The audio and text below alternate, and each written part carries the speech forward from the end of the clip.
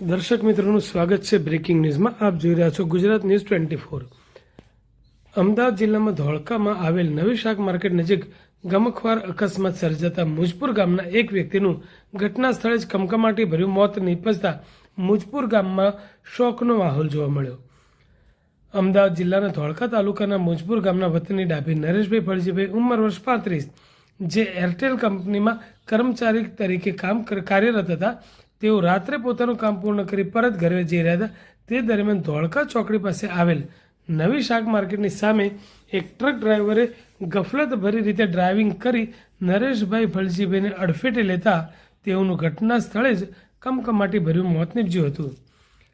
અકસ્માત બાદ આસપાસના લોકો ઘટના સ્થળે દોડી આવ્યા હતા।